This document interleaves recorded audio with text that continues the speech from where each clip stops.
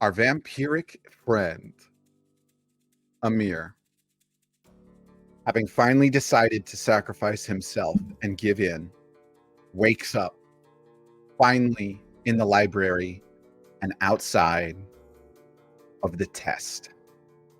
The Sphinx is nowhere to be seen, nor are any of his companions. Amir is alone. Not a single creature or entity in here as he moves throughout the library in search of answers, eventually finding his own personal history and reading through it nothing but frustration and gaps. Perhaps there is a cure for his affliction. Perhaps there is an answer for all of this. And in his time, a book calls out to him.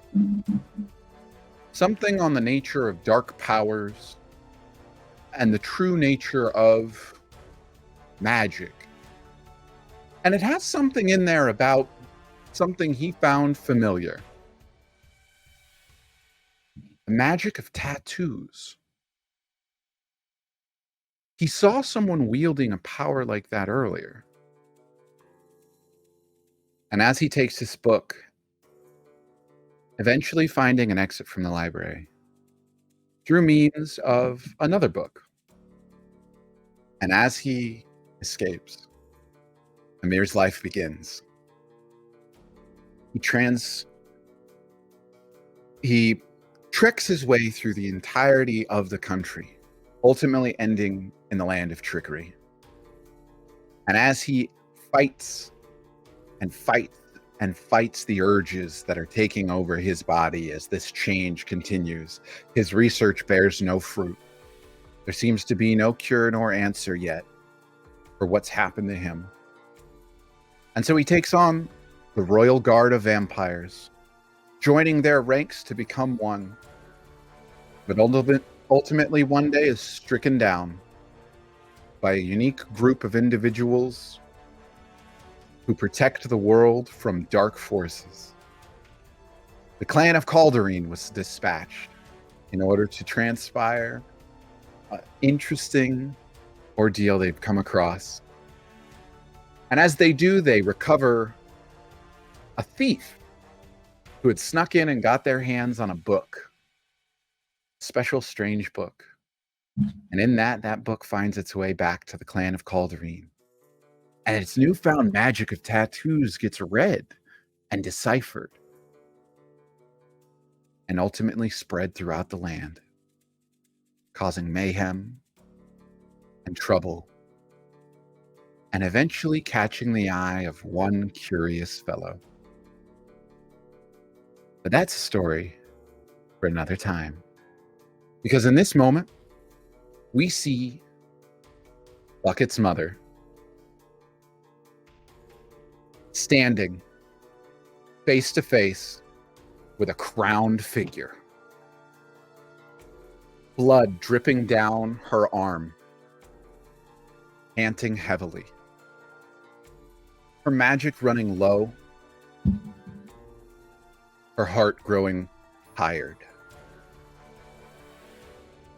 But she looks this figure in the eyes and says, "I'm not sure what you thought you'd find here, but if what you say is true, you picked a terrible battle. For if I truly am the one who gave birth to a god," she raises her hand, and the entirety of a sun building up in the palm of her hands. "What do you think that makes me?" And with a launch, a flame envelops the entirety of this desolate city. And a bright flash as they are no more. In a small hut, a tiefling mother loads up the last of her pack, whip at her side, and sets a shield on her back. Her daughter is missing. Her husband, gone for years. Perhaps her daughter was captured in the battlefield, but no body has been recovered. And she will not let that stand. As Proxima Sand's mother heads out into the battlefield behind enemy lines in search of her daughter.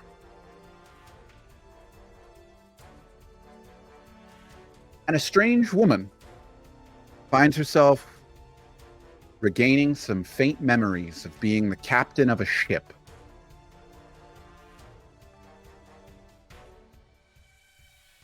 Wondering whatever happened to her crew. Did they truly make it after all? And the captain of the disgraceful dragon begins searching for her protege Bucket and the rest of the crew that she once knew. But right now, we see ourselves in a room inside Castle Gravvicon. And Gravvicon has just told you all you have the option to take up the mantle. And to rewind just a little bit to make sure we get these actual responses, Taika, Proxima, and Gallagher have given their answers as to why they choose to not be rewound and put back to where they were, to not forget all this, but instead to pick up the mantle when Gravvicon is gone. Then he looks to Bucket and to Doc. And he motions to Doc.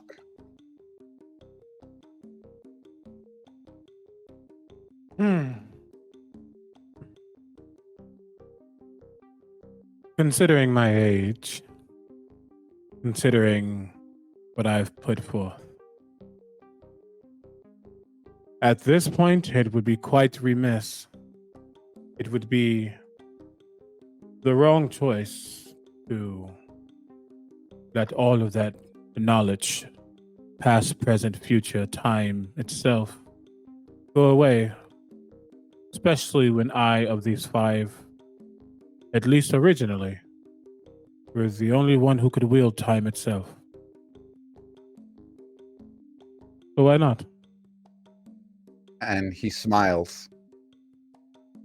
A curious one indeed.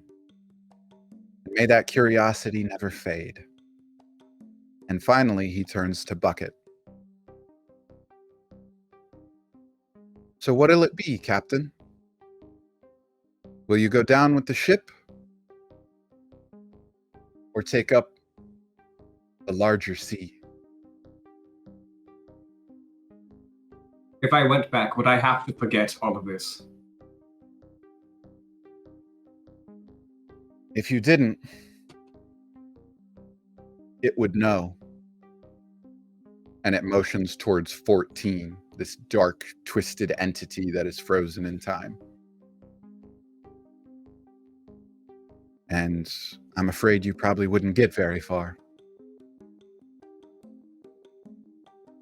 Well, it seems like I have no other choice. You could always go and forget. But either way, somehow, things seem to line up better this way with you people. What is a captain without his crew? And with that, Gravvicon issues the order out loud that he altered the course of time, and 14 turns around and advances and kills Gravvicon on the spot. And in the back of the room, a doorway began to open up. And as you realize that you are actually not on the same plane or dimension as them, 14 walked right through you all in search of something it could sense in the room. And at the back of the room, as that doorway opened up, this black, shadowy mass, Taika throws a card through it. And immediately it comes whizzing back with such force that it cuts straight through half of his hand in an attempt to catch it. Proxima quickly trying to heal it, feeling her magic drained right away towards the doorway, and a hand catches that healing energy and absorbs it. Stepping out now comes a figure, a bit gaunt in the face, with adventuring gear and a unique symbol on their robe of an eye and a three-pronged trident over it. And atop their head, a crown with 5 black spires. And as it turns and looks over at your group, it says, very, very clever, Gravvicon. This is delightful. And then locking eyes with you. And who might you be?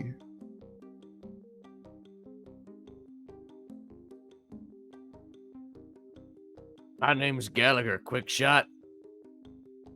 I'm a simple man.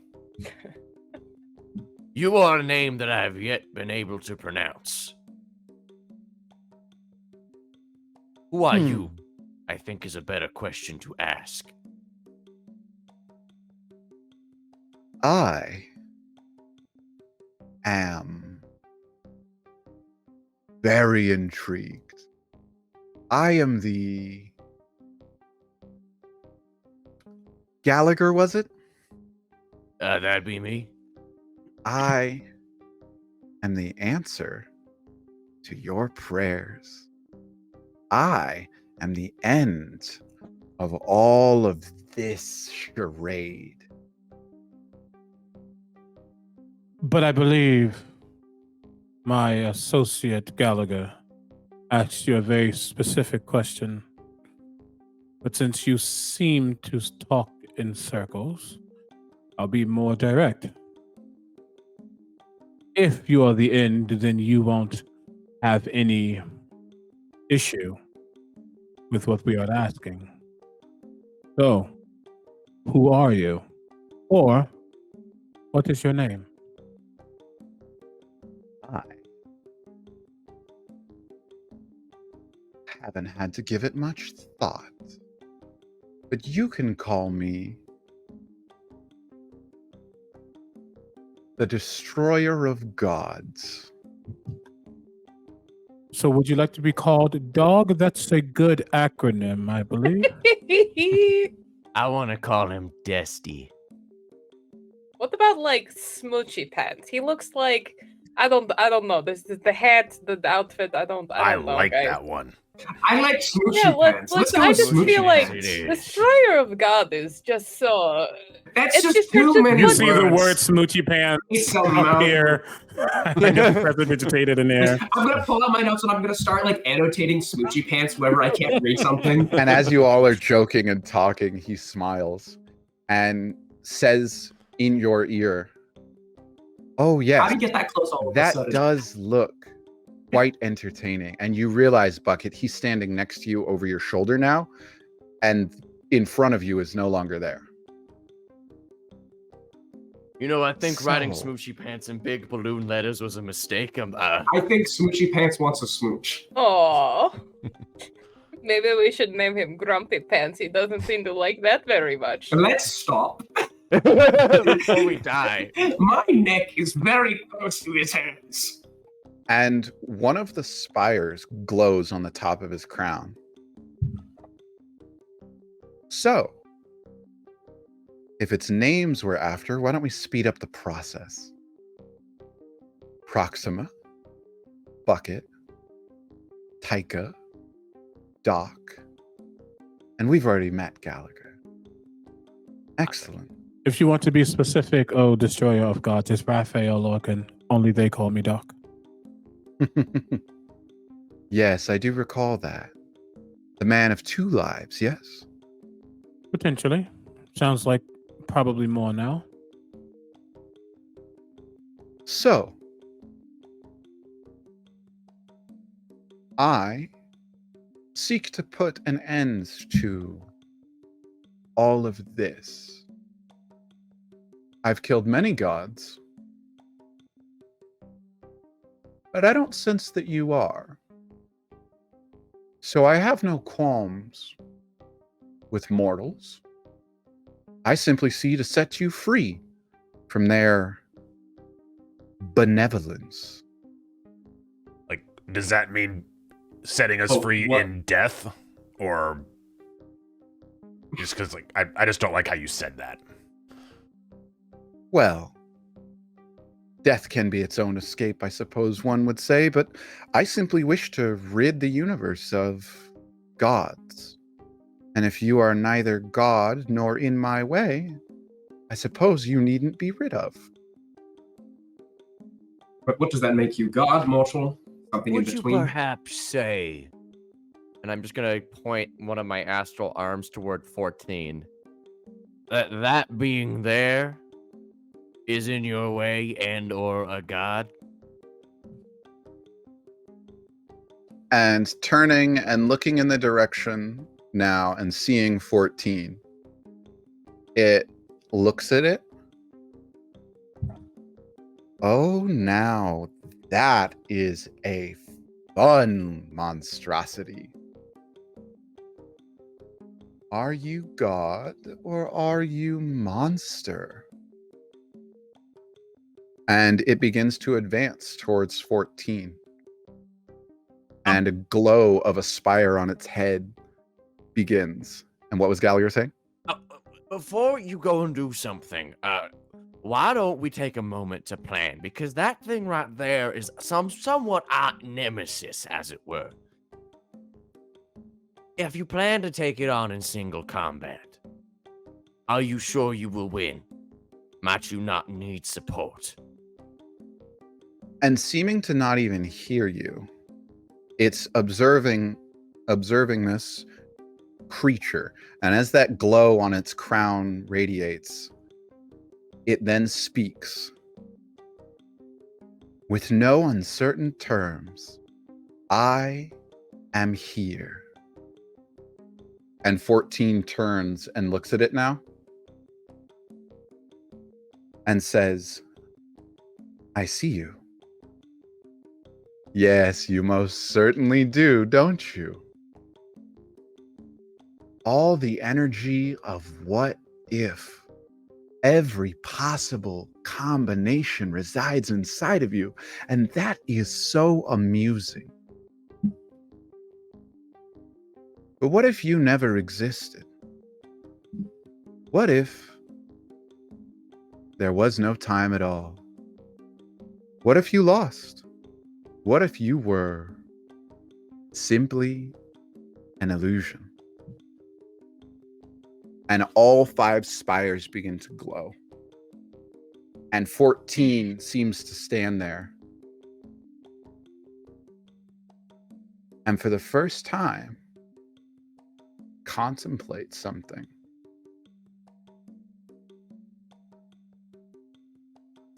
And as it sits and it thinks, it doesn't move. As it's deep in thought. And this figure pulls out a spire from the crown. What? And as 14 just stands there frozen in thought, it runs it through the underside of his chin. Oh no.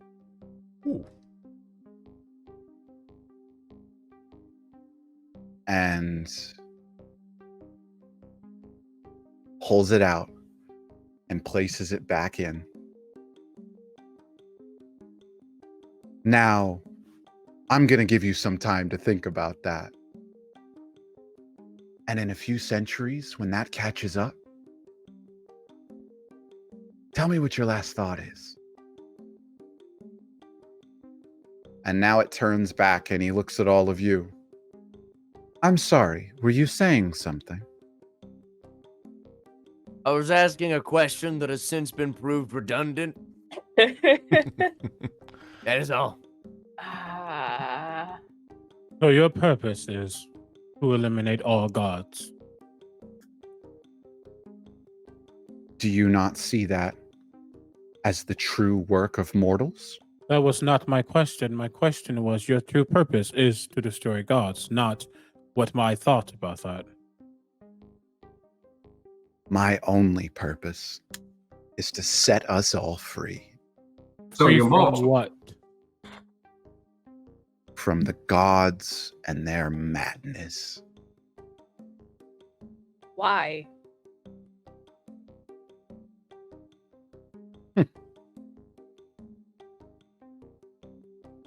Do you ask them why they give you power? Why they decide who is what? Why this place exists? Do they answer you honestly? You'd never have to ask again if they just simply weren't here. It would be your choice. It would be free will, truly and wholly. The way that you're achieving free will is just the same that they're achieving their own means, just at the expense of others. I don't wish to command anyone. I simply wish to be unbridled. So all the death and destruction is just a means to an end. Collateral damage. Just part of the job. But do your ends justify the means, is what he's asking. And I don't think we see it as just.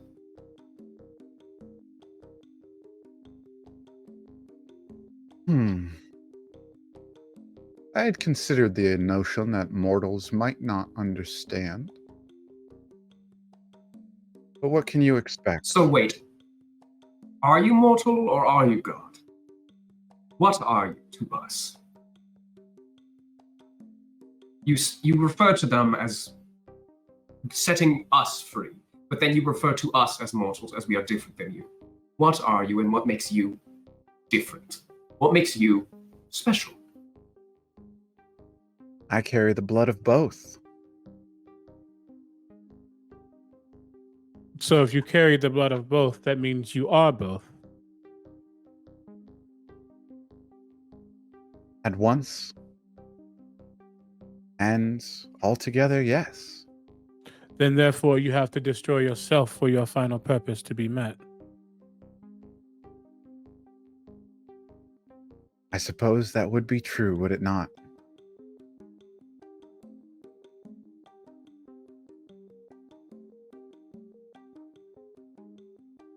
What's the difference between a mortal and a god? Just purely speaking. I've met a few at this point, and all I can seem to tell from them is that different people kill them.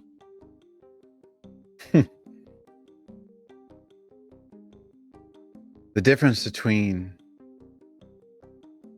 a human and an ant, not really that big of a difference.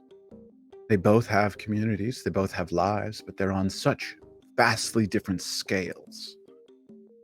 An ant is more simplistic.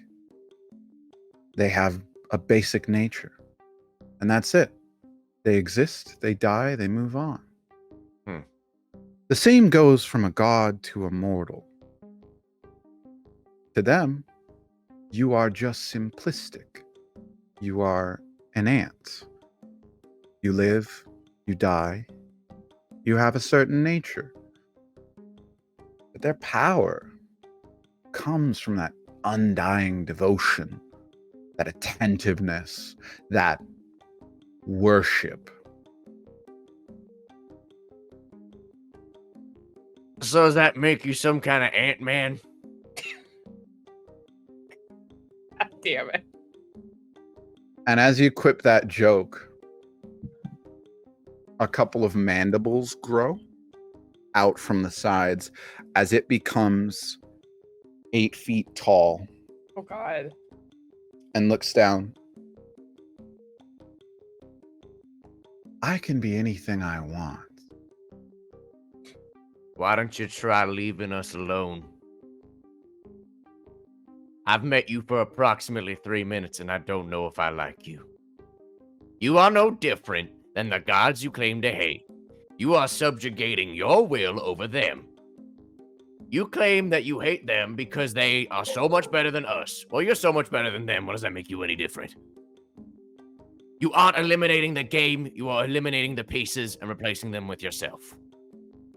So I say, vamonos, and make yourself scarce.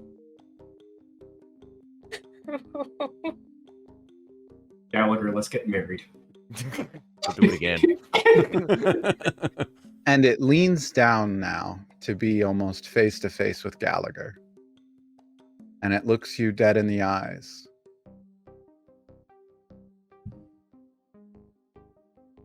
So, there is something about you all. Why are you in the castle of a god? I just work here. I was hired. Do other people not work here? Well, technically, we're unemployed. That's true. My boss just died. Or technically, we got promoted. That's true. Gallagher, roll a wisdom saving throw. Oh God. Interesting. Goodbye, my That friend. is a 20, dirty. Cool. All right. You are not frightened, but roll a d4. That's a 1. Oh. Okay. Everyone else roll a perception check. Oh fuck. Would love to. I would be delighted. Let's 21. 24. I also got a 21. I also got a 21. Nice. So you all, We see everything. no one is See taking their this eyes off of bitch. this moment because it's like, what is this thing and what is he doing? And as it looks at Gallagher, he leans in close and you lock eyes with him and you feel sort of a shudder go through your body, Gallagher. You felt it earlier when you looked at the gateway opening and you heard the word death inside of you, like pounding, like you were going to die. And as you look him in the eyes, you feel that same sort of palpitation. And everyone seeing you, just the briefest of changes, notices a few lines sort of crease in your face and a little bit of your hair. Just a single bit of gray kind of runs in a bit of it. How old would you say Gallagher is? Well, he was 20 because he lost 10 years. Yeah. In this instance, Gallagher has gained a few years. So it seems like to the rest of you who observed it, Gallagher doesn't notice yet, but the rest of you who have observed, parts of Gallagher just sort of aged a little bit. Did we Oh. see, or could we tell, even though he was successful on his save, could we tell there was even an ounce of like fear that was like emanating or upon before it dissipated? You saw when this thing leaned down and looked him eye to eye, Mm-hmm. it just sort of washed over Gallagher. So make an Arcana check to see if you like caught. Yeah, that's high. It's a 27. Cool. Yeah, absolutely, Doc. You saw as it came down, it was almost like if it was an animal, you would have heard a growl happen right now. But there was none of that. It was just sort of the pressure in the room just adjusted a little bit. Sort of a welcome, a warning shot, if you will. And even so, Gallagher sort of stood his ground. It didn't scare him off, didn't send him running, but you noticed the effects of it instantly. You claim not to care about mortals, yet you just tried to affect one to prove a point. Also, I can confirm this makes you no different than the gods you claim to hate. You're not the first to try and terrify Gallagher Quickshot. And I can tell you this, scary throne spike man, you won't be the last.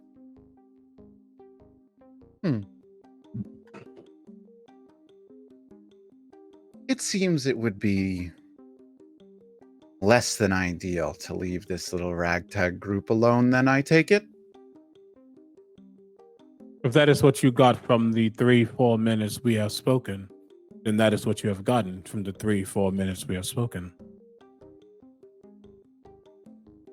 Well, I've gotten what I was here for. And if I go through that little door right there, I can be off to go find more gods and finish my work. But there's just a little thing gnawing at the back of my mind. A group of agents for a time god. That feels like that could be... You don't intend to be a problem, do you? It would be my opinion that most things don't intend to be a problem. They just happen to be if you choose for them to be so. But if you don't like gods, and I'm not saying the 5 of us are going to become a god, but it is very clear we have been chosen for something. I can pretty much tell that by the way you haven't left us 5 mortals alone yet. So if you want to enact something, do it, or forever hold your everlasting peace. I was wondering what that energy about you was, and why we're not seeming to stand on exactly the same place. Someone's trying to keep you safe in that little dimension there. But perhaps I'll be on my way. And it turns around and begins to walk towards that door. Are we just gonna let it leave? It's pretty strong. I also just want to point out that Taika is bleeding out right now, Yeah. Yeah. and we can't use magic when it's around. Yeah. I mean, I would like to at least try and do some sort of non-magic healing stuff, like tear a strip off my hood or something to just make his hand stop flapping around. Yeah, and Okay. go ahead and make a medicine check. Can I assist on that? Yeah, go ahead. Give advantage on that. Yeah, I rolled a 14. Cool. And so that was with advantage? No, that was not with Yeah, you get it. advantage. All right. With advantage, that's a dirty 20. Excellent. Yeah, so you come over and you start trying to stitch up your friend as this entity is walking away, and it gets towards the door. And as it goes, it reaches forward and places its hand on the side of the door. And it says, you know, Ah, We're just And gonna it's gone. let them leave. Oh, okay, great. when it's gone? and We have to suddenly kill him now. He's make annoying. a dexterity saving throw. No, Fuck me. I'm good Everybody, at this. I'm good at this. I'm good at this. Let's That's 16. Oh, boy. 15. That's a 3 for me, dog. Whoa. 18. Don't like Okay. it. And what was it for Bucket? go. 20, 30. Dirty 20. Okay, so Bucket and Gallagher save. It's a DC 18. And Great. Love that. lightning Amazing. comes ricocheting through the space. Everyone who failed, that is 34 lightning damage. What? Half as much, so 17 to Gallagher and Bucket. God. Okay. Roll initiative. Oh my god. Okay. I just wanted on record that my cloak is still alive. Yeah. My astral arms are still up too. Yep. Also, don't forget the 5 hit points I gave you guys at the beginning. Of, Yep. Oh, well. Of last episode. Did you we all get that too? Yes, you were all there. Oh yay! That Also- makes me the weak wizard not almost dead. Gallagher and Bucket just threw themselves in front of each other for the lightning, so they both just took half damage. Okay, so for those initiatives, 25 to 20. Anybody? 28. 23. I'm sorry, not 28. 26. I said wrong. I was looking at 8. I rolled an 18. 26. And then you got a 20 what, Gallagher? 23. 23. Okay. 19 to 15. Okay. Nope. Okay. 14 to 10. 12. 13. Poor kitty. Okay. Oh, is a 3 good? I hope a 3's good. It's like golf, right? Okay. All right. You had a 12 for Bucket and a 13 for Taika. Yep. Okay. Alrighty. And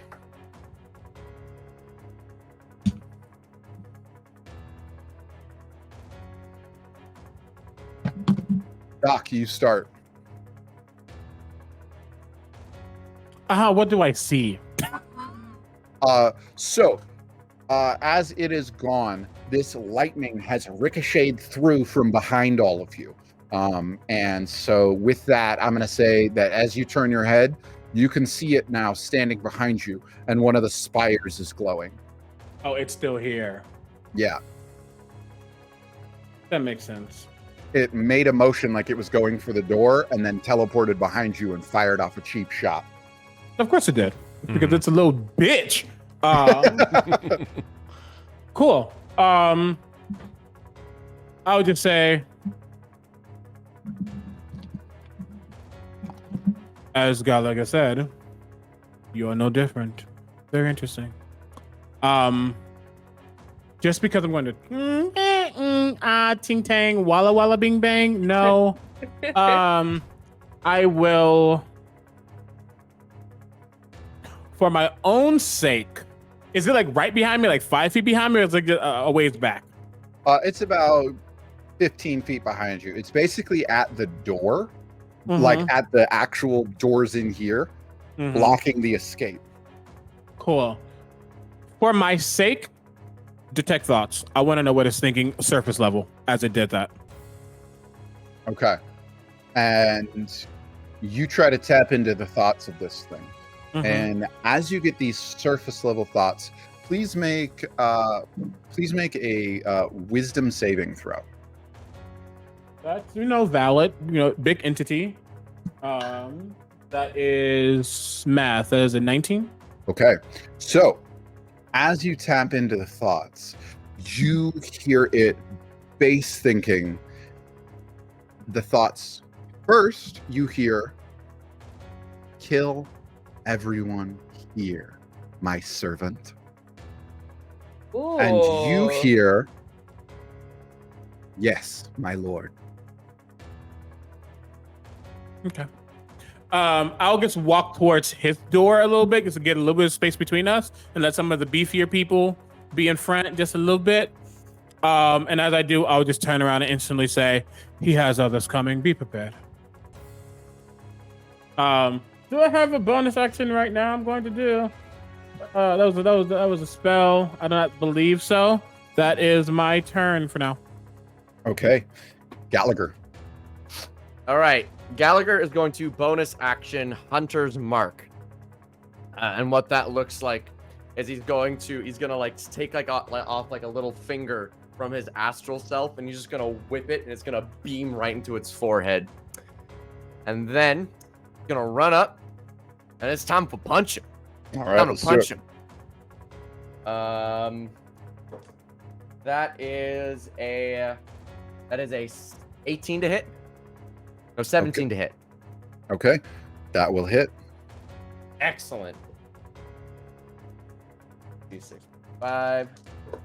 Okay, and actually, because I'm a Gloomstalker, this is going to be my extra special third attack that I get, which Cool. adds an extra d8 on my first turn.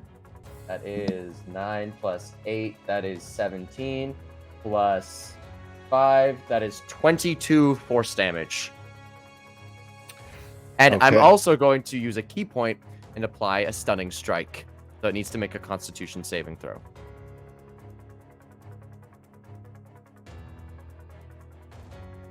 Okay.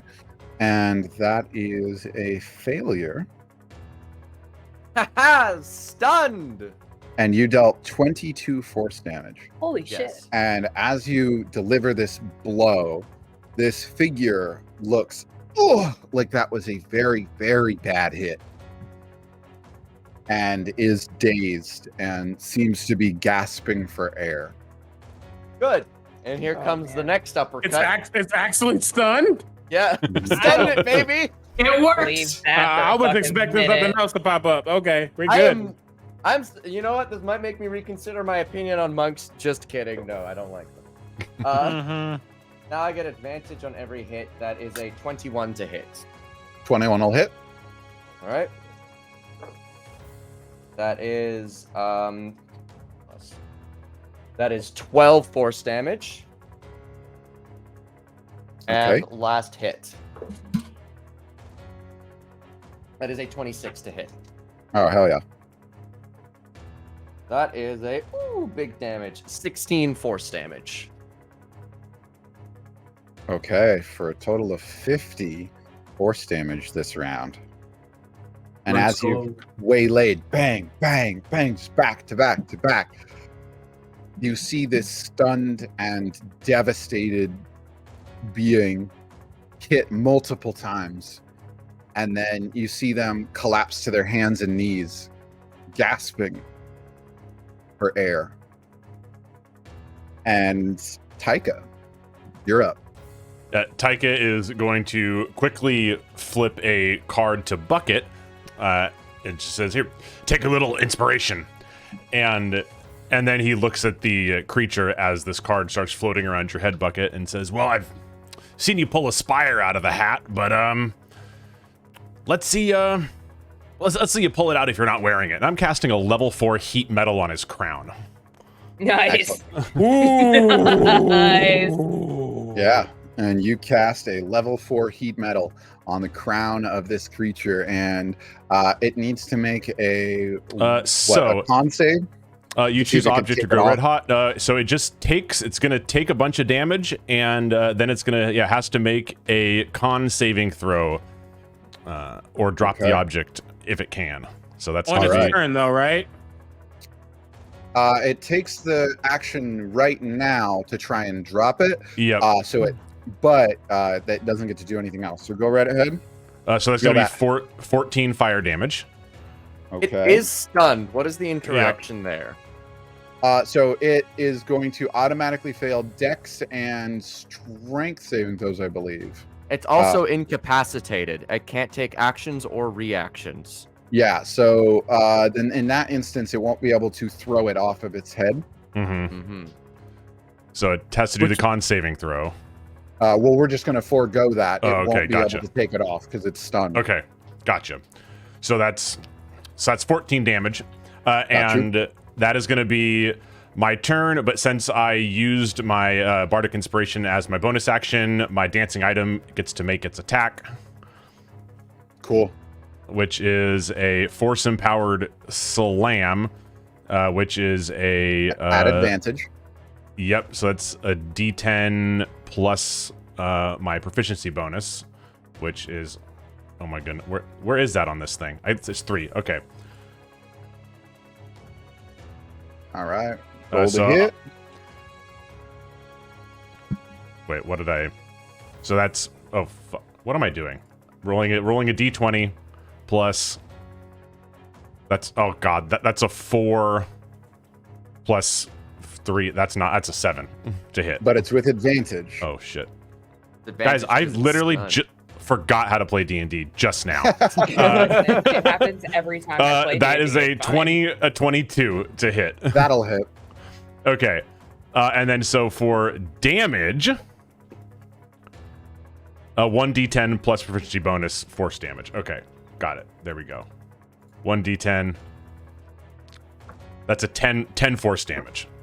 Okay. Excellent. Anything else on your turn? That is it. Bucket. Okay, sorry, I was not here for this scene. What is going on? The creature went to leave the room, then it teleported behind you, hit you all with the lightning, and started combat. Doc attacked it, Gallagher stunned it, Taika just lit it up, and it is now your turn as it is sitting there stunned with a crown burning on its skull, and it is gasping for air. Perfect. Quick note: I did not attack it. I detected its thoughts, Oh, and yes. there's going to be something else that it spoke to that is going to also try to attack us soon. All right, cool. You also have Bardic Inspiration. Awesome. Did you tell us that something else is going to attack soon? I Yes, did. I did. Okay. Yep. If I activate my cat statue, is that a bonus action? Yes. Okay. Before I take any attacks, I'm gonna pull up my cat statue. I'm gonna look at it, and I'm gonna summon the last cat inside of it. Okay. Let's go. And Not as you the evil focus, one. as you We focus don't on know the it's last entity evil. inside of there, you think to yourself, "Come to my side." And there is this roar that fills the room. And then smoke starts billowing past your shoulder bucket from behind you. Do I have a JoJo stand? And as you turn around, there is a tiger-like humanoid with backwards hands smoking a pipe. Rakshasa. And what would be your bidding, as you have just opened a Rakshasa to the Mhm. field? Well, we have a little bit of a problem right there. Would you mind helping us take care of it?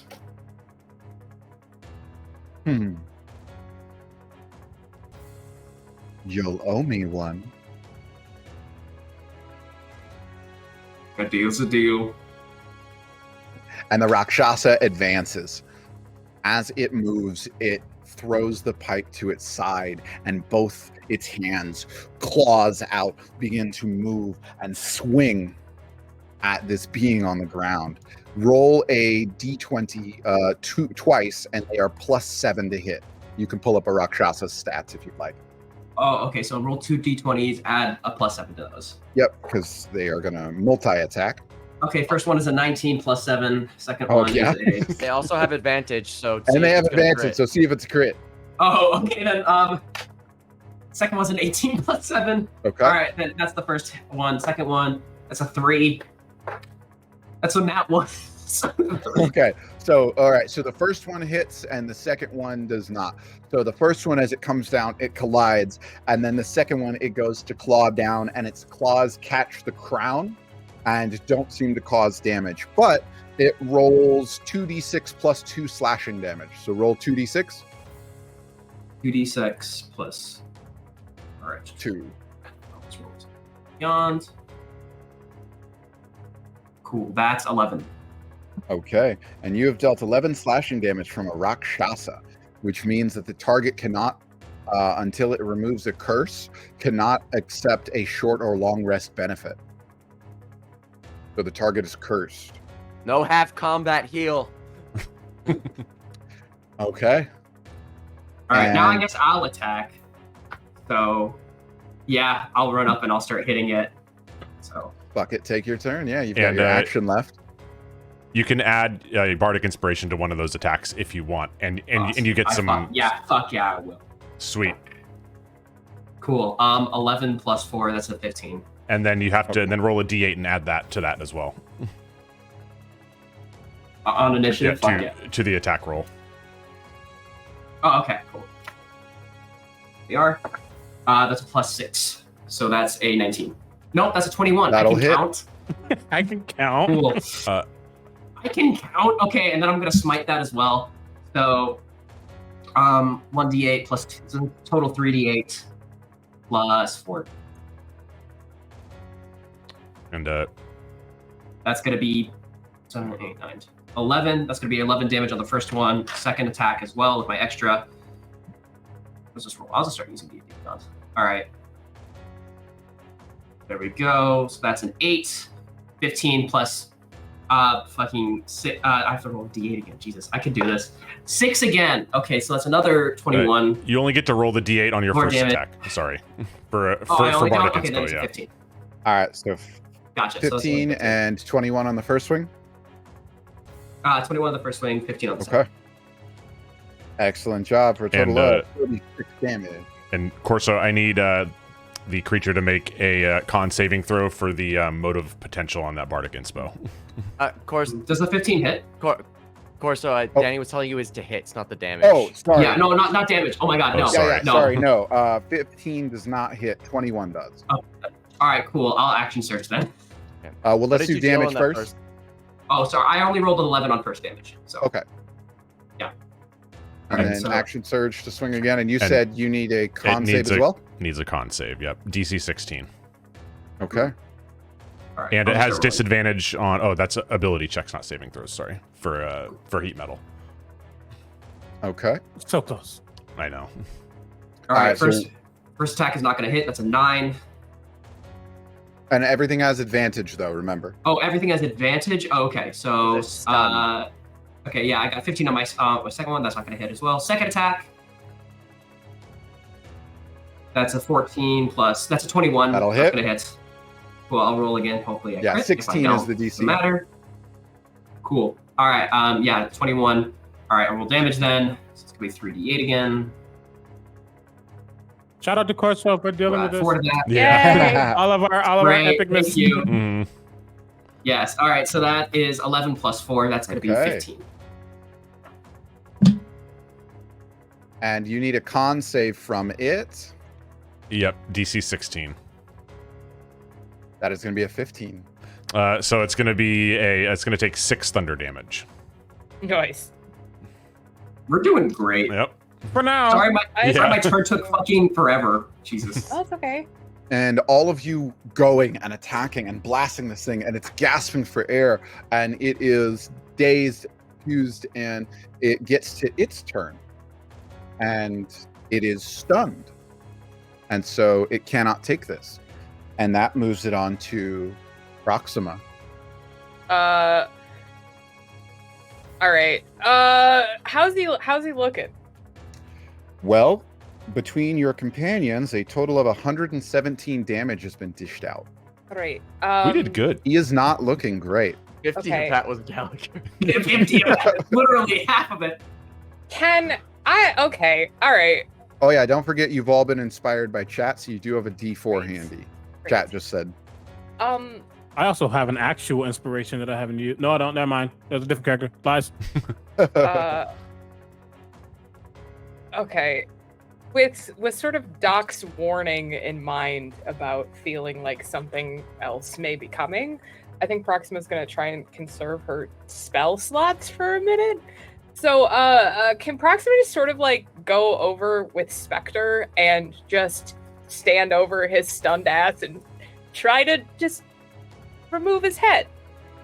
Is that a thing? Can I just Stab do that? him, I believe. Stab? You, So- you want to Stab. try and decapitate him? I would like to try and yeah, just for funsies, just a nice Okay. little choppity chop. A friendship stab. Yeah, as you Yeah. as you withdraw Spectre, you feel the power running through, and you remember the abilities of Spectre. Can be empowered or can be Yeah. used in such a way. And yeah, you want to try and take a swing and chop its head off. So roll to attack with advantage Okay. with your long sword, your Here great we sword. go. 15. Oh wait, 15 plus. Oh god. Strength ruined it. modifier. Strength and modifier. proficiency- Thank you. And proficiency bonus. It's an 18. Okay, then that is enough to hit. Okay. Roll damage, and are you going to burn up any of Spectre's ability in this swing? Yes. So if you burn up per one, gosh, I have to pull this back up. I believe it is a D10 you can, or is a D8. Okay. Okay. So I'll do that. So that was 5 plus a D8. That's a 7. I don't. 7 damage total. Okay. I do want to remind you of the end all be all of it, though, is also if you want to burn all 5, Spectre can attempt to straight remove its soul. I don't think Spectre has 5 right now, does he? You've never used one of Spectre's. Oh. Okay, but does it even have a soul? I feel like that's a DM leading moment. Oh yeah, absolutely. Yeah. I'm just making sure that Katie remembers all the things about her sword. Yeah, But yes, it's a very complex sword, you guys. There's a lot to remember. I don't think I'll use it right now. I think I'm gonna hold. I'm gonna hold off on that. so you dealt a total of how much? 7. 7. Okay. And dealing 7 to it. That is, you're a cleric, so I assume you have a second attack as well. Clerics do. don't have Clerics two don't. attacks. Oh, do not clerics have to don't. attack. Right. I Okay. got bonus actions, but that's it. Okay, so that is that bonus action. I'm gonna. No, I'm good. That's gonna be it. I'm just gonna do that. That's fine. Okay. And now that it is no longer stunned. Nope. Oh, it's back to No. the top of your turn, right, Gallagher? At the end of my turn, it can be Okay, no longer so- stunned. Doc, you are up. How much do you like and or hate me, Corso? Have at it. Paralyze him. Old person. Be funny. I'm not sure if it's going to work, but it is worth it for the finale. I take out, as this thing is stunned, I kind of step forward, my hands are behind my back, just a little bit, and I say, "You seem to have made enemies with many gods, many entities. And if you're struggling with the 5 of us, let's see what happens if..." And I will take out a scroll, and I will let that scroll down, and I'll look over it, and you'll see almost every tattoo on my body begin to glow as I cast Gate, and I say, "Nebula Gravvicon." The wording of this spell, when you speak this spell, we cast this spell, you can speak the name of a specific creature, a pseudonym, title, or nickname. Doesn't work. If the creature's on the plane other than the one you're on, a portal opens in the named creature's immediate vicinity and draws the creature through it to the nearest unoccupied space on your side of your portal. How many Nebula Gravvicons are there, Corso? So, okay. This is delightful. Hit me with that wording one more time just to make sure I get you the right answer right now. Yep. I'm going to also copy and paste it into our chat. When you cast this spell, you speak the name of a specific creature, pseudonym, title, nickname doesn't work. If that creature is on another plane other than the one you're on, a portal opens in that named creature's immediate vicinity and draws the creature through it to the nearest unoccupied space on your side of the portal. The question is, does it target one, or does it target all Nebula Gravvicons? You just Roll broke an TNT. Arcana check to navigate what you're attempting. Oh God. You got this. Let's go, Time Daddy. That is a 15 on the die, which makes that a 23. So, thinking this through, you pull open the scroll and you utter Nebula Gravvicon. In a land without time, inside of Castle Gravvicon, removed from all of it, you don't have to obey the rules. Now, roll a d20 for me. No modifiers. I will roll this in our chat. Oop. That is a 13. Okay. So, the room is filled with 13 seats and a 14th in the middle. And as you roll that, Oh, a gate appears in front of every single seat except the 14th. And out step white-haired, stars under their skin beings of different fashions. One stepping out has a glowing bow on their back. Another seems very young and very confused. You see an older looking Nebula step out. You see a figure step through with tiefling horns bent back, and a tiefling steps through. But you understand the ramifications of this. It can only be Nebula. And as you look around, 13 Nebula Gravvicons from different points of time have stepped into the room.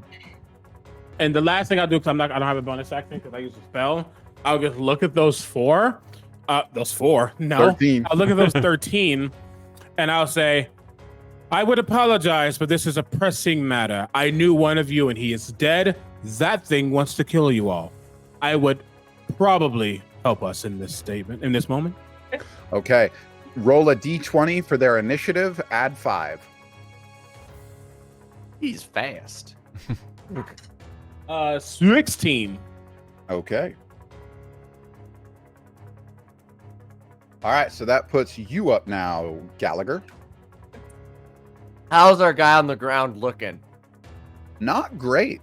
Yeah, he looks pretty beat up. He's bleeding all over the place. He's gasping for air. Does not look good. I'm gonna put him in the ground. Time for Gallagher's gonna go for more punchy time. That is a 23 to hit. Okay, so that'll hit. 8 plus 5. That is 13 force damage. 13. Excellent. Thank you. And you know what? Let's go a little crazy. Shall we? Let's add on another stun. Just for fun. Oh, why not? Yeah. Con save, please. Absolutely. And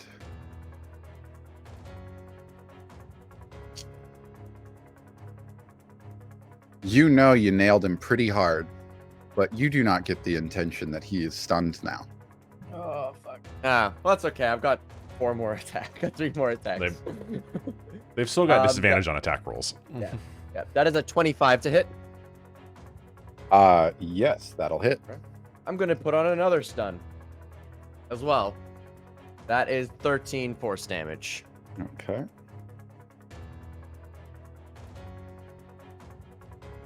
Bring those legendary resistances. Okay. That is a 19 to save. All right, I'm gonna flurry of blows and do 2 more attacks, but I'm out of stuns. That is a 24 to hit. That'll That hit. is- Alright, that is another 13 force damage. And last hits. That is 17 to hit. That is 11 force damage for the last hit. Okay, so another 24. Okay. So another 50 damage this round. Jesus Christ. Oh. Okay. And as you have volleyed all of these strikes and just waylay, it won't seem to put him out now. But you have definitely, absolutely dealt some serious damage. As like I finish up the last attack, I'm just gonna say, "Who's your god?"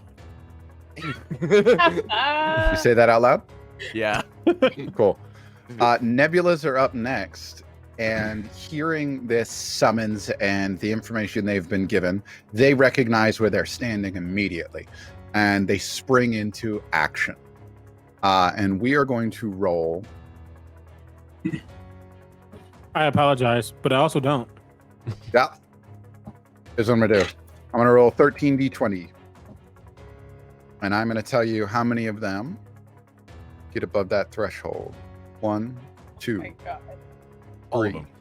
4, 5, 6, 7.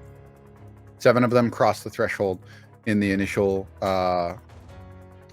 volley, as bows and long range are sort of their thing, and a volley of arrows just comes soaring that way.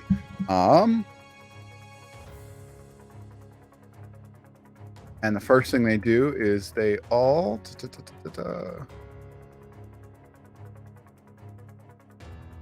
fire off, and 13 shots do strike home. Each one is a d6. So that will be 13 d6. Nice. Total of 48 damage. And the other nebulas who all fired off, some struck different points on the body, some's arrows kind of collided with each other as they all reacted in like a quick unison strike, and several of them aiming for the same spot because that's who they are, kind of ricocheted off each other, is why some of them missed. And so they all, seeing this, gear up and begin to move in formation to surround your group and kind of surround this whole thing, arrows drawn. I can say one last thing. As they move over, I say, we do thank you. Also, one of them, this is your daughter. Even more reason to fight. And Proximus just like, what the fuck? The young one's just extremely confused and concerned now. Just like, what the fuck? Who did the Tony? And This so, is too early in the timeline. yeah, you definitely hear one of them go, "You're not supposed to say that out." And one of the younger ones is like, "Oh, god damn it." What does the tiefling one do? The tiefling one doesn't say anything. Just The blushing tiefling- really hard. Yeah, the tiefling one is exactly how Proxima remembers her father. Oh, daddy! And does not say anything.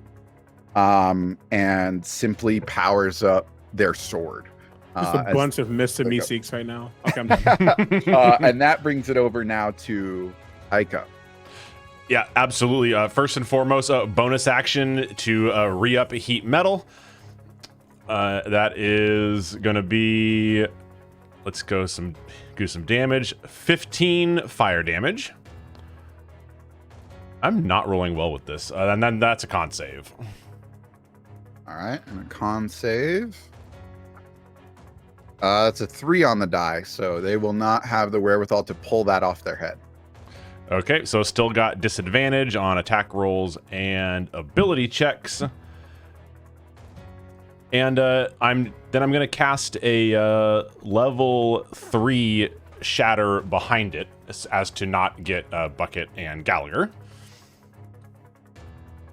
And that's 10-foot sphere, 10 feet behind it. Boom, right back. I need another con save.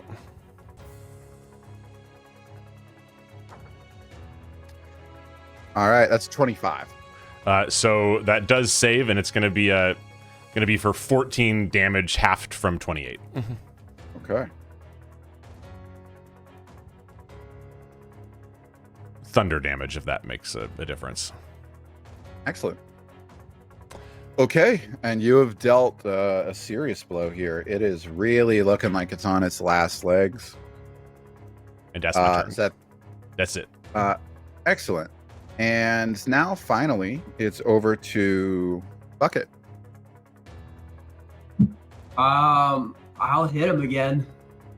And don't forget, you have your So partner you- with you. Catman. Your Catman. Rakshasa. Rakshasa. Oh yeah, my Rakshasa. What's his name again? I believe, I can't remember if he told you your name. I think I have notes. No, he did. He did. Thank you, CB. But keep You going, were 'cause I gotta wonderful. pull them up. Morius. Okay. I'll call him Adrian. Adrian is going to Oh, that's attack his him name. again. It's Morius. It's definitely not. Morius. So, It's I'm Morius. Adrian. That's right. Morius? Yeah, I did Still tell calling you. him Adrian. Adrian, attack him again. All right. And it moves to attack. So roll 2d20 plus 7 each. Cool. With advantage? No, he's not Not stunned anymore. So anymore. no advantage. And That's 2d8s. Thank yeah, you. 2d20s. Yeah. Yeah. All right. I got 13 and 7, so 13 is a plus 7, and the 7 is a plus 7. So yeah, 14, and then dirty 20. All right. So the 20 will hit, and that is a 2d6 to hit damage. 2d6. Cool. That's gonna be 6. Okay. Plus 2 for a total of 8. This cat's kind of pathetic. Not gonna lie. Excellent. Now that slash has happened, it is now also your action. I'll attack. So There we go. That's a 23. I'll put my smite on that. What kind of creature is this by again? By You the are way, unsure. Looks like a human. a human. Okay, cool. This looks like a It's dude. not undead though, right? Nope. Okay, cool. All right, so I'll roll initially that. That's going to be 6 plus 2d8.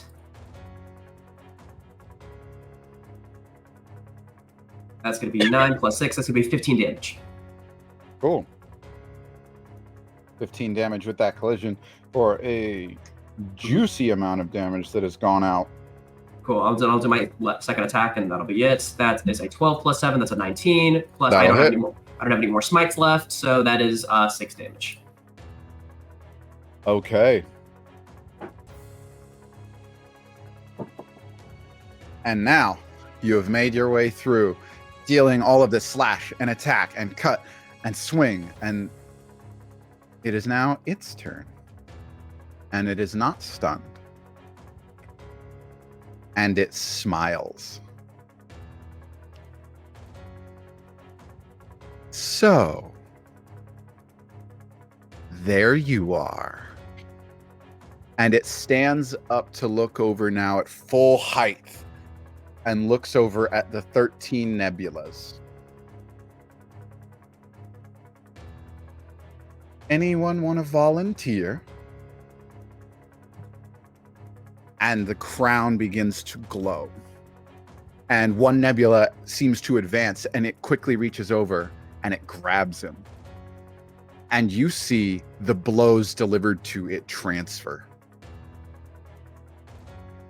And Nebula gets lit up by every barrage from Gallagher.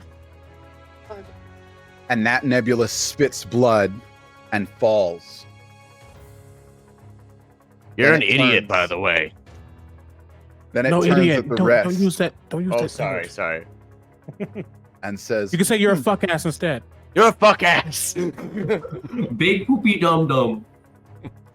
now that I've got you all here, it's so delightful to see how this would play out. A dangerous group indeed.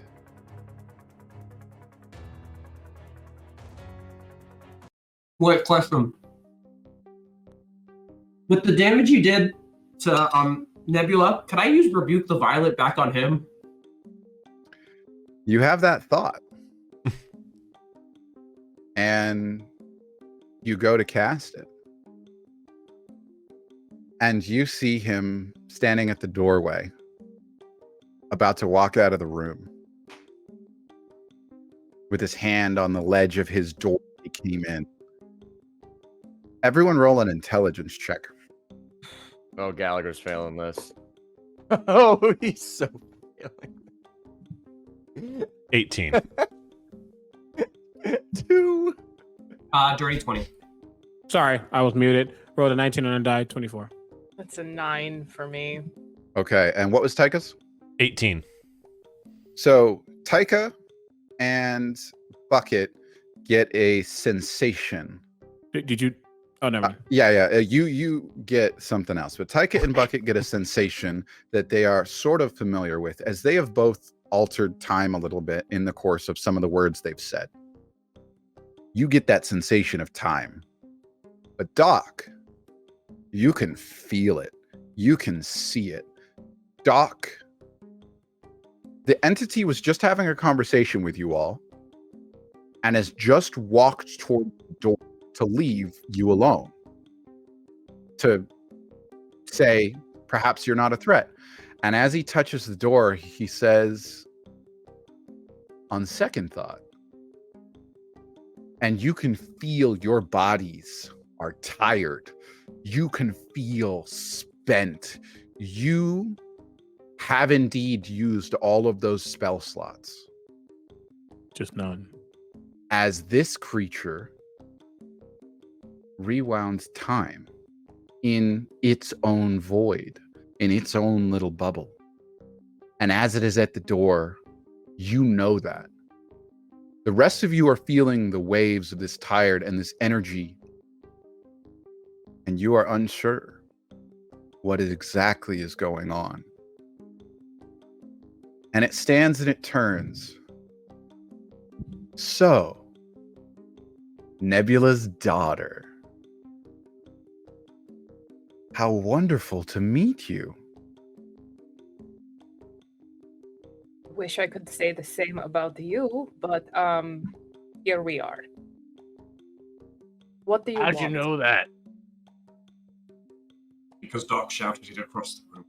What? No, you, that whole timeline bucket is gone. This fight has yet The to happen. second I stand up to close my door, the timeline is completely erased. What?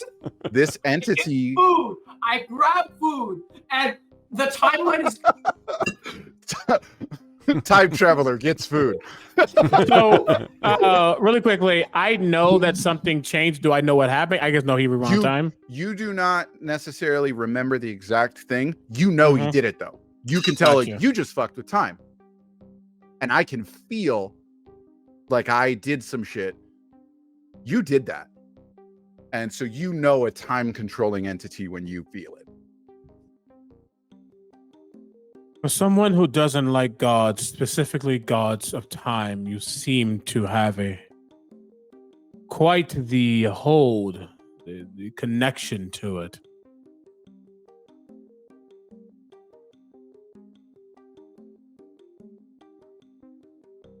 Well, when one is a child of something extraordinary, regardless of how much you detest that,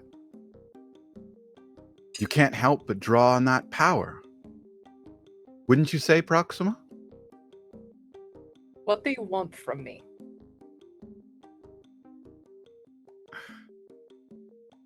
Nothing. I was told that one day you would slay me. And I must say, you are a frightening force, but You know, it's the funny thing about premonitions and memories and that sort of thing, because in a situation like this, where you apparently have already seen the future, that seems like a moment I might want to relish for a while. Can I try to stop time? Proxima wants to stop time. roll an Arcana check with advantage. Okay, that's a 13. Oh, come on, D&D Beyond. Oh, that's a 19. Okay. And you do have inspiration from the chat. If you care to use it or not, you do not have to. I want to save it. Okay. So, with a 19, you say, that seems like a moment you'd want to relish. And you focus. And at first, it's just silence as the two of you stare each other down. Work. And then you realize that Bucket's hand is slowly moving towards his dagger on his hip. Ever so slowly. As you feel time is coming to a standstill. What do you do? I want to reach out. I want to grab him, and I want to cast Blight. Okay, so you can advance forward. He is standing at the doorway, his black entity doorway that he came through, with one hand on it, about to leave.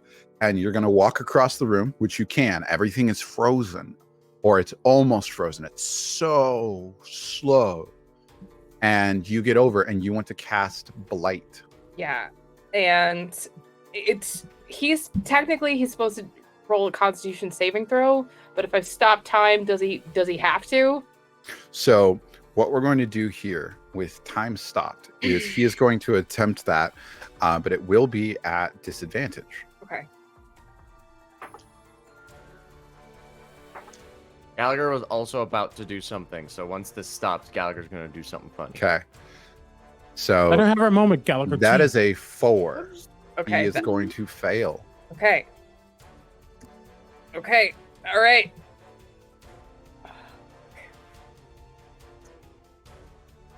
Okay, that is. Hold on, and then I'm gonna use my inspiration from the chat. Add a little something on there. It's gonna be 44 damage.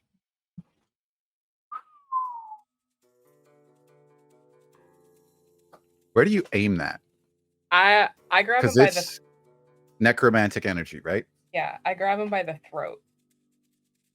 And you grab him by the throat and blast this wave of energy through. Now, Time Stop itself is a very high level spell that can exist.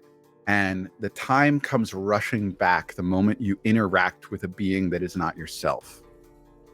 And you grip the throat, and in a moment's notice, you all see Proxima has vanished from amongst you and is standing across the area, holding a charred and blood-dripping neck of her opponent. Gallagher, in your response moment, you were about to do something? I'm gonna run up and I just want to push the body through the portal. Okay, so that's a shove. That's an athletics shove. Or that's your athletics ability versus their athletics or dexterity. I get to use my wisdom modifier for the athletics roll. Okay. I've got my astral arms. 18 total? Yeah. Okay, they have a 19 on the die. No. And you rush up, and as time comes to come back, you go to shove them. And they twist. Proxima, make a dexterity saving throw. All right, I'd be delighted. 17. Does not beat the 18 from Gallagher. And as they twist, Gallagher, your hands rush and collide and push Proxima into the darkness. I would like to do Momentary something. stasis. Yeah, okay. Yeah. And Doc activating momentary stasis. What happens? Because I would not to encroach on her territory, even though she encroaching in my territory. I'm very in depth with time shit, so I don't know what happened, but I know something's off. I've been feeling this. It's like pins and needles all day. Seeing what just happened, I guess I feel like it is plausible that I have a split second before things happen. And you need to make a Constitution saving throw. I do? Proxima. Okay. Yes. Okay. Does she want to fail it? I didn't say you can, but if you want to, but I don't know if you'll be able to. I don't know if there's a ability That she'll to know, that yeah. she'll know to fail. Well, I did just roll a 4, so Great. You are incapacitated and you have a speed of 0 as you are literally time locked. Okay, now that speed of 0, does that count for shoving? In what way? So she's being shoved by Gallagher through the door. Will that speed of 0 prevent her from forced movement? Yes, you're incapacitated. You can't move. You're just stuck. Okay. So that's the purpose of this thing is to just encase you, and you can't do anything for a whole 6 seconds. And so we'll take that. And as your hands collide with her, you feel her shoving partway through. And as she's halfway through the doorway, she's frozen in place. Half of her body through the gateway. And And she has 6 seconds. Taika, can I do something as well? Yes. And Taika, go right ahead with your Yep. reaction. I would love to, while this is all happening, dive and try and grab the section of Proxima that is still inside the gate, and I will cast Dimension Door. And Excellent. as I grab her, just to teleport her about 20 feet backwards. Yeah, you've got the movement to do that. You've got Dimension Door. You cast that. And so all of this in sequence. And is Bucket adding anything to that? Okay. I don't know. So what happens is Gallagher rushes forward to shove her. Shove the entity. She gets turned in the way, starts being pushed through, frozen in time by Doc, which gives gives Taika just enough time to grab her hand and dimension door them away from this door. And there throws a it card through. stands. And Taika throws a card through the doorway. Yep. Why would you do this? Your other hand is shot. And you throw that through the doorway. And suddenly, Proxima, you are frozen, and you can feel this as a few seconds pass, and it drops on you. And the entity reaches up and feels their throat. Now, I knew you were dangerous. This is but a nuisance. This is nothing but a memory. And their throat starts to heal itself up. But then something strange happens. For a brief moment, they glitch. And they look down at themselves.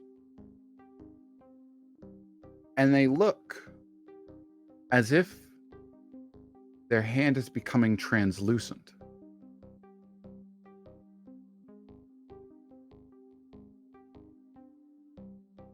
What did you do to the timeline?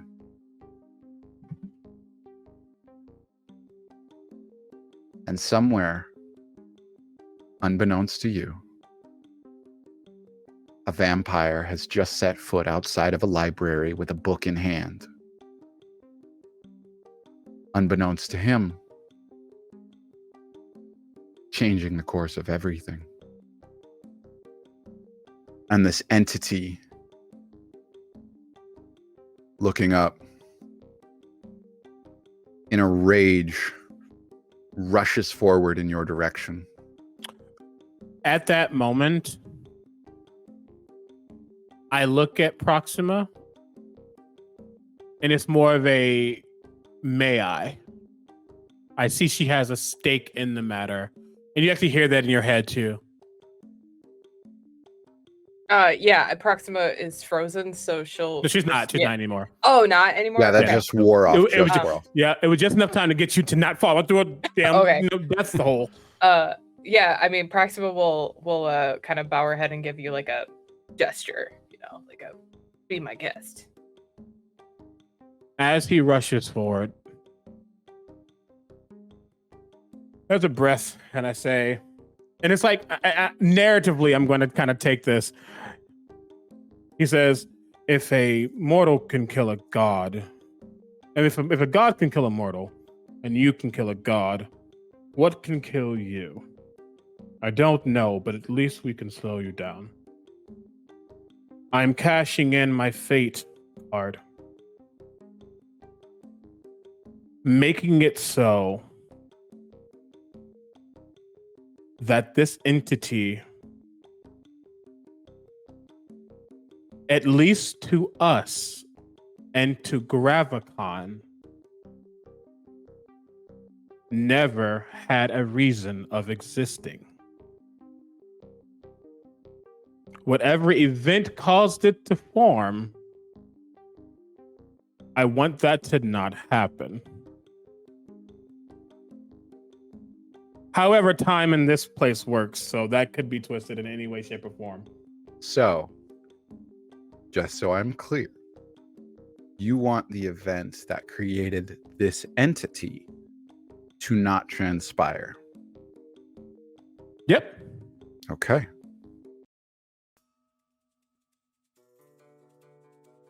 And as you pull that card and draw it, and you command this moment of this thing's creation to not exist,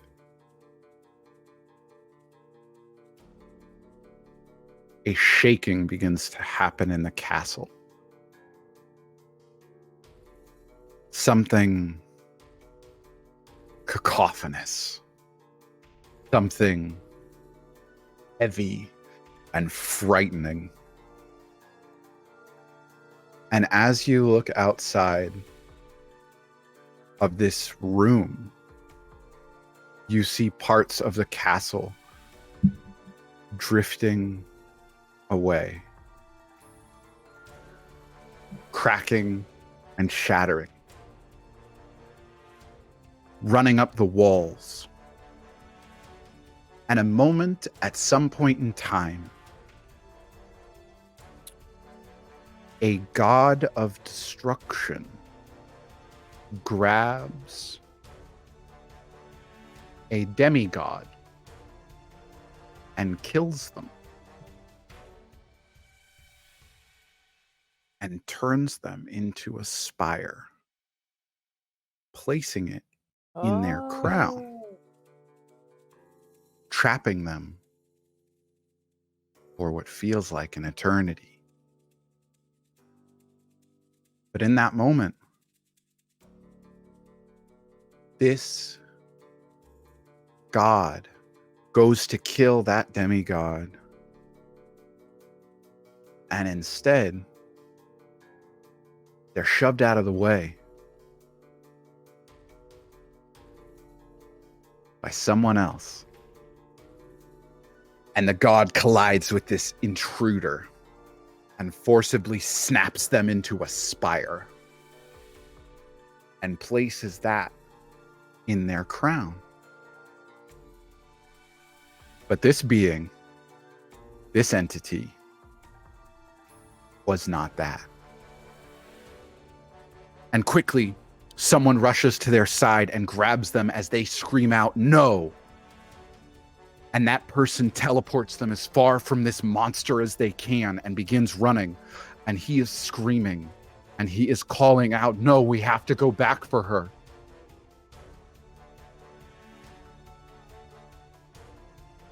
We have to go back for her. But they don't. They can't. All they can do is lay that twisted monster to rest. And unsure of what to do, they scatter the spires so that none may wield the crown ever again. Driven mad, driven wild by the power of them. And that poor demigod is to never be heard of again. And as you enter the library for the first time, there is no word of a librarian. There hasn't been one in centuries. As the Orbites tell you on your journey as you go through the library, it's left abandoned because the librarian died a long time ago.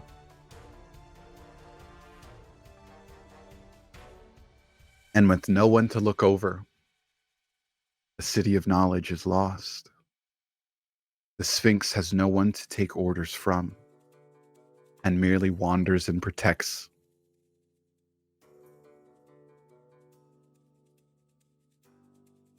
And one day, something strange happens. The spires go missing one by one from their collective spots. Someone is gathering them. Someone knows. As collectively,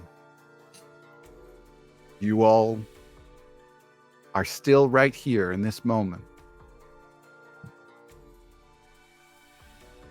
The entity in front of you is no more.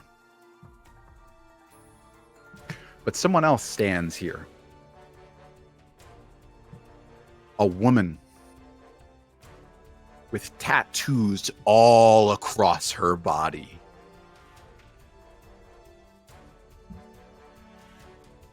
and a sphinx at her side. Donning the crown,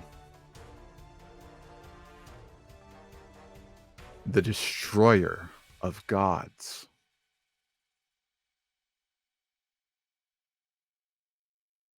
And as she looks at you, you're the only one aware of this moment, Doc. I can't believe I've done this.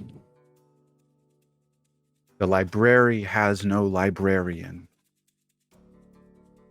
And the gods still perish. But this entity in front of you, feeling the effects, this shift in time, and these wounds, turns and again says, like they did a moment ago, "What did you do to the timeline?" And this version of them that you stand no chance against fades away as a vampire steps outside of a library left abandoned with a bag full of books.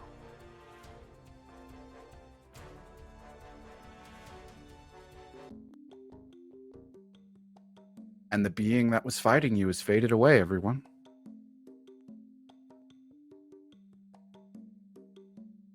So, in like 5 sentences or less, what do we know now? I should be separate, apparently. Yes. Uh,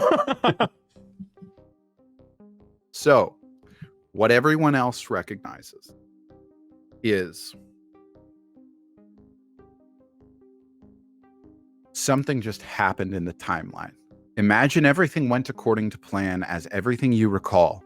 It's just someone else has been slotted in the position of the destroyer of gods.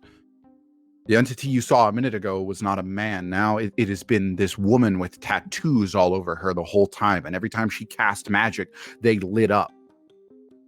And it was her the whole time. That, you know that as a fact. You don't even remember the other one. And she just faded away after saying, "What did you do to the timeline?"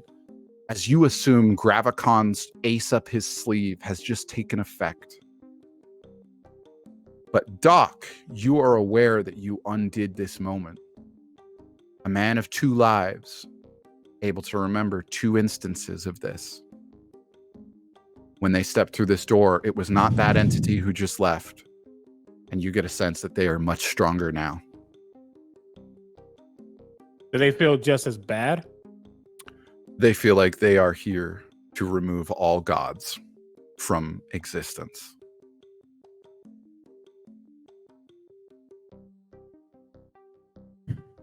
But you have absolutely changed who it is.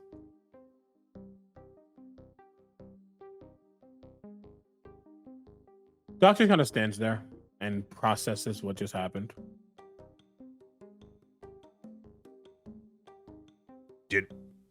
Did we get him?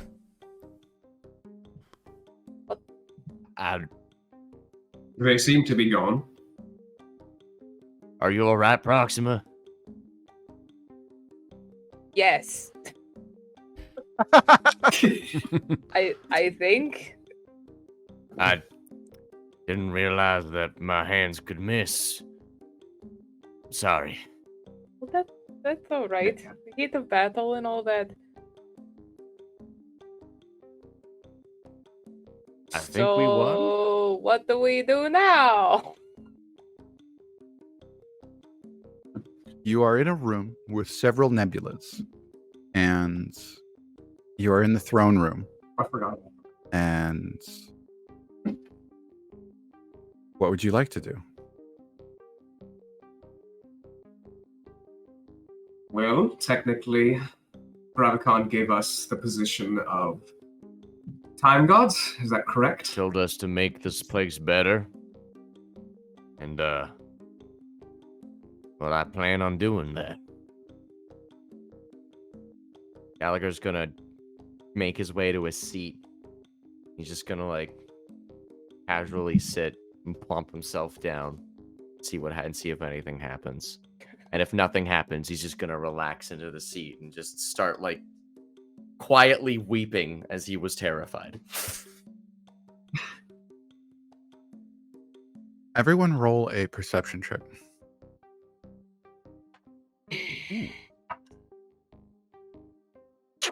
I am deadlocked thinking about something right now.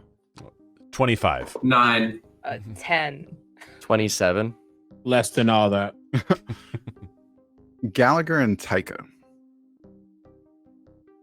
you are the first ones to notice it. You hear a beeping, just a continual, sounds like an alarm. It's like a spell radiating in your head. Alarm. Y'all hear that ding dong? And when it's brought to your attention, your thoughts stop clouding it over, and the 5 of you do hear it. Cast a You're detect all magic. hearing this. And you cast detect magic? Yep. And the whole space lights up. But you do sense this magic around you and around each of you now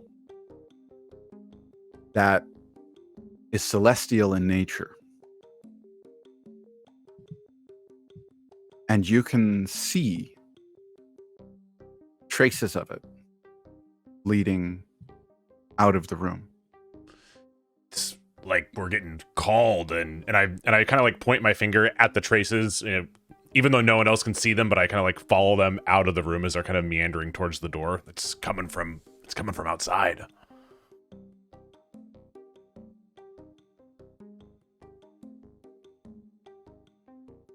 I don't like it when things call me. But I don't think our story's done yet.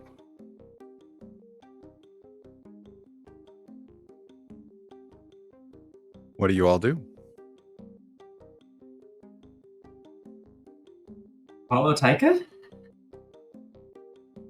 Taika starts, I guess, probably limping towards the door. He's still bleeding. He's got 10 HP, charred from lightning. As you start walking, I'm just gonna say, "Hey, don't worry, you'll be all right." And I use my one use of healing word. Yay! Yay. Excellent. Yeah. You get 9 points of healing. That's something. I'm all better now. You're welcome. So, a little bit less limp, but still definitely still very hurt. And as you make your way towards the door, Katie, you're going to say something? Oh, no, go ahead. As you make your way towards the door, Taika, that alarm is kind of ringing in all of your heads, just on a rhythm, just continually.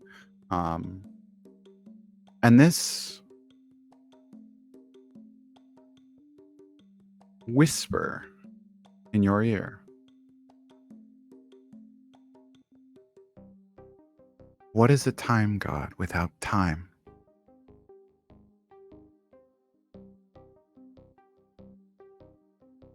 Just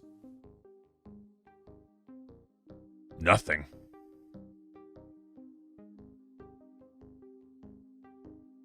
One without the power of time cannot take the place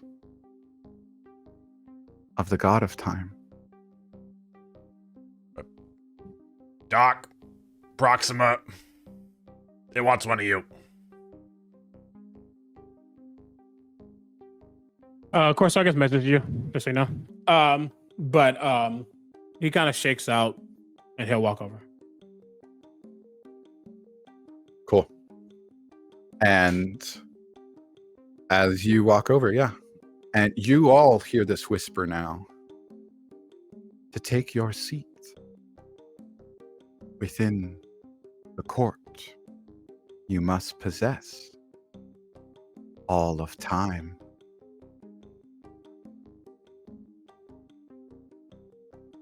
Proxima. Oh boy, this is a gambit. Can Proxima pull out Spectre and think to the voice in her head. I don't know about all of time, but I have seen most of it, and I think that I maybe fill your qualifications. If it gets my friends out of here, I will stay. Time sword. I have a time sword voice in my head. That's what I'm referring to as my time sword.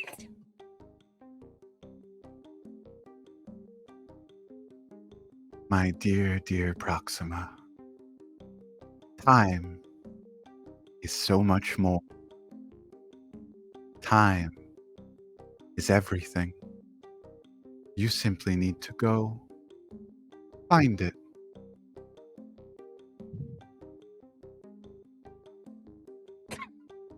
All right. And that cool. trail leading out of the room begins to intensify. And you can hear that ringing in your ears getting louder and louder. And you hear in your head one whisper from Spectre. As look- finally you hear, "You'll not be rid of me so easily. Your Oh, look. judgment isn't done." Look who's talking to me now that the battle is over. You really earned your keep there, my dude. Shut up. And she puts him like back in the fucking hill. Good job. Doc- Well, Doc looks over. Doesn't know what happened, obviously, but Doc's look over at Proxima. There has been a dire change. I may wield time in the way that I wish to, but I only could because of Gravvicon. It was not my original profession. You seem to be of time itself. If it's speaking to anyone, it's speaking to you. I feel I have a different course to go down.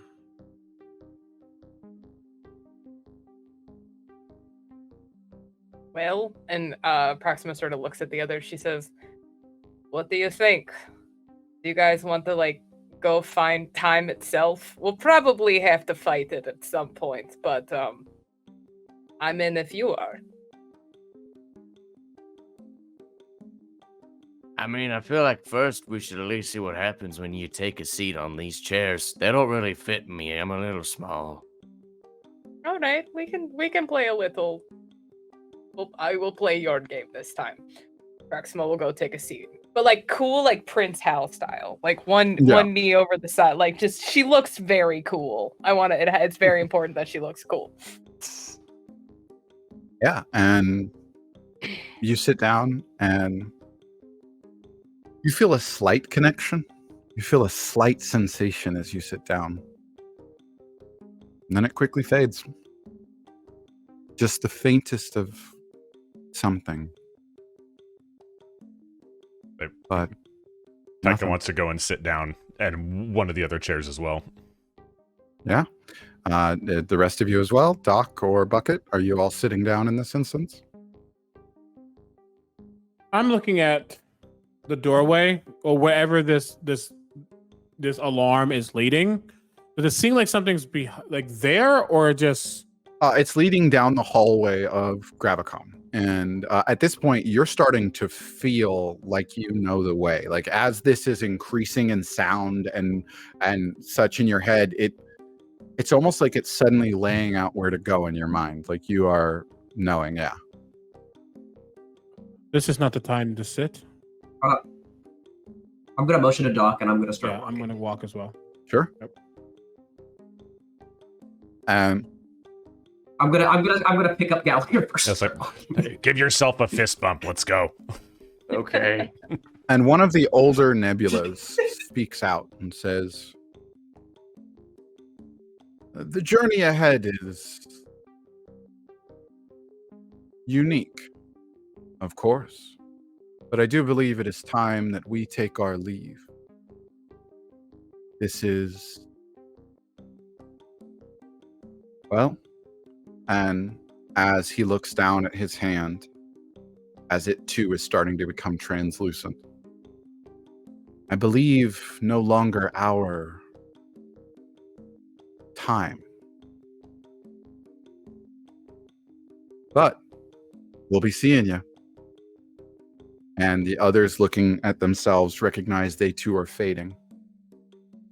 As some course of history has changed and they begin to fade away. And the tiefling Nebula looks over to your group and looks at Proxima. I know not if you are mine, truly, or if we are in different times, but to any Proxima, I never left.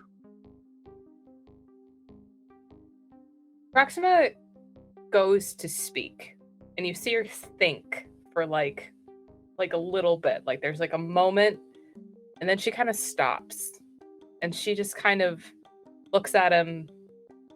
She looks at her hands, which weirdly don't seem to be fading away. and she nods, and she says, I imagine when the time is right, I will get my answers. And she just kind of nods. And he smiles and fades out of existence. And the room is empty as Bucket and Doc make their way towards the door. And you're following the sound as it leads you down. Taika, you can see the energy of it leading you. The rest of you are starting to get the sensation that you can almost see it. It's like a heat wave in the air now. Taika, you can see the beeline of magic itself, but it's connected to you all. Like it's almost like you set it up. The way magic is connected to its caster. And as you're walking, you hear this voice telling you, it's Gravvicon's voice, but you're not quite sure how or why. But to those in search of ascending a throne, to take their seat amongst the court, you're going to need, as a entertaining monk once said, a bit of training, and perhaps a montage or a very long time. In order to hunt down time itself, you're going to need a map.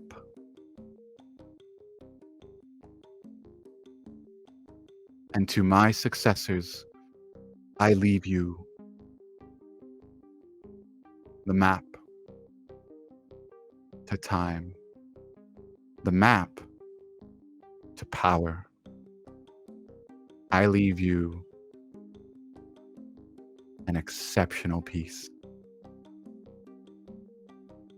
And you find yourselves walking down a hallway until eventually you come to a door. And you can hear it behind this door.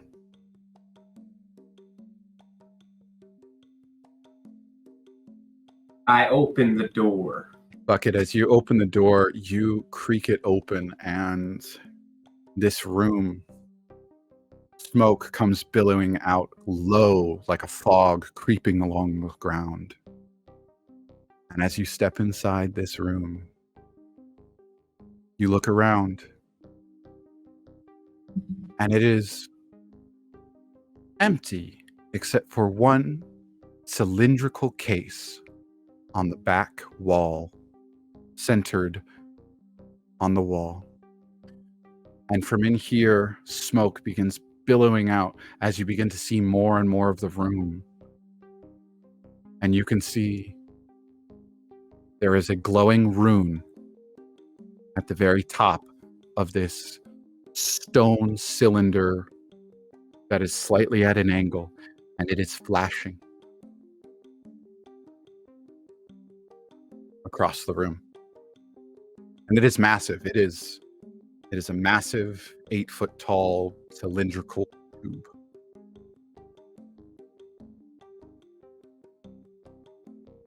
Shall we go see this exceptional piece? I guess we must. And as you advance forward, there is this stone cylinder in front of you with cracks in it. Looks as almost it is some sort of casing over something. What do you do? Do we have to break it, or is it like...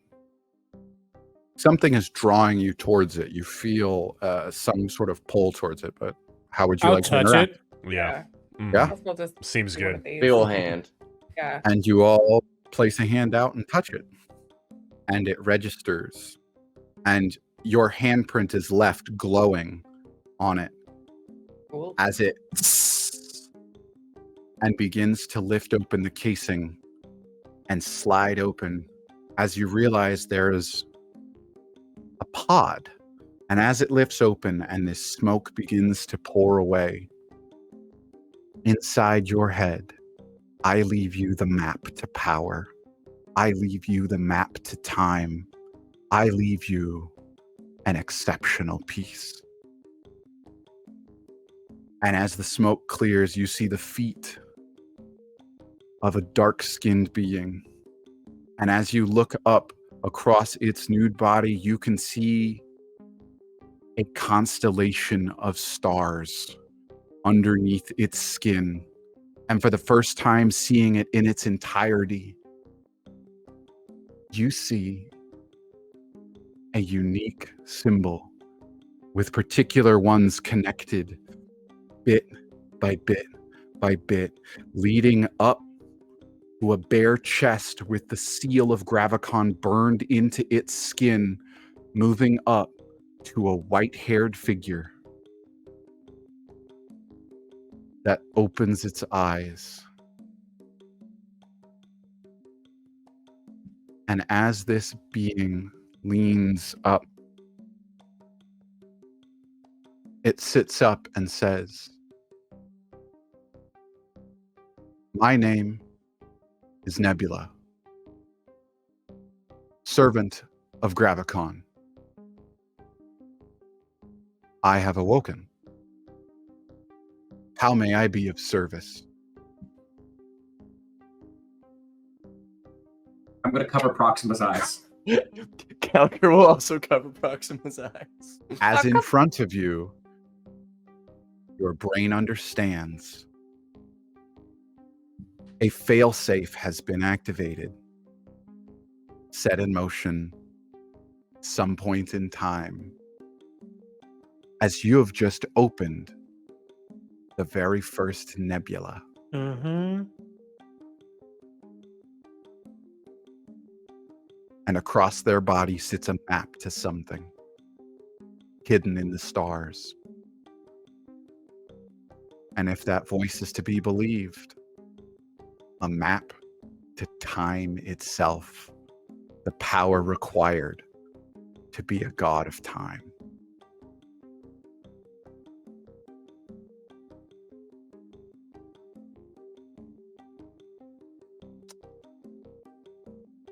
You know, I would want to say something quippy, but I feel like we're out of time on this episode. I hate you. Proxima like shoves off your hands and she's like, come on. It's I your don't father! like I'm a medic. I've seen naked men before. Calm down. And so Please, your Proxima, dad! being the mature one, looks at Failsafe Nebula and she sort of like points to the tattoo symbol on him and she goes, we're sorry to wake you, but we're looking to become exceptional. Allow me to lead you. And it stands up out of the case and looks forward. And Doc says, I will go with you. I will help you find time. But unfortunately, I don't think it is my destiny to become a god of it. There's something that needs my attention, I think. And once your job is done, I will go off on my own. But for now, I'll go with you.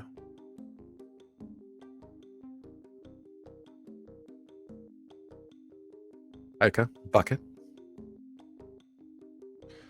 Well, We started So this together?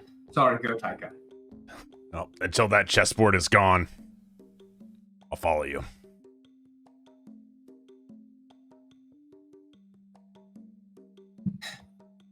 We started this together, we might as well finish it.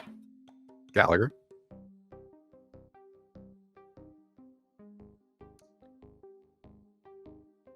You know, there's a time and place for everything. But I don't think now is the time for last words. So what do you say, Nebula? Season 2?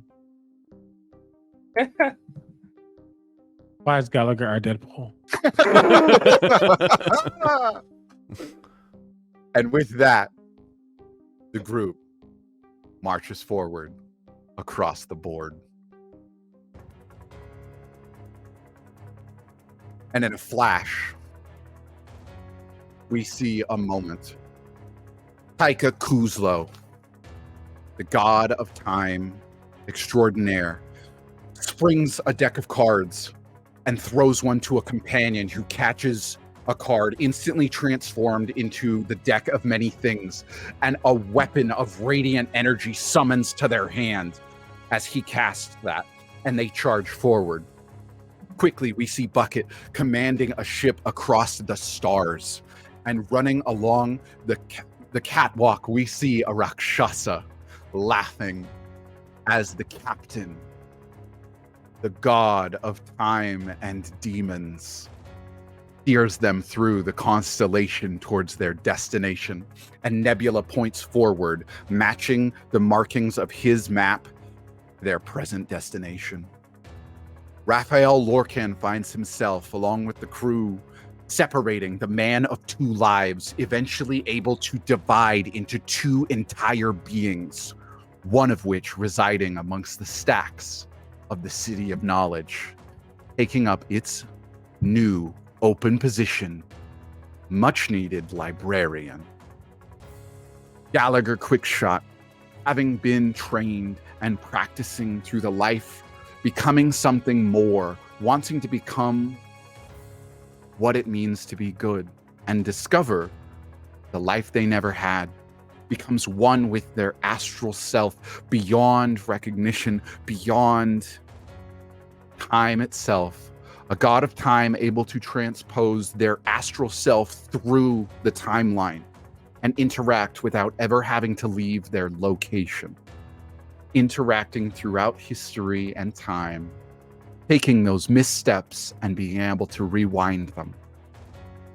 And finally, Proxima Sans, hand on the hilt of her sword, a story untold and unknown lying ahead as they traverse the stars and the timeline.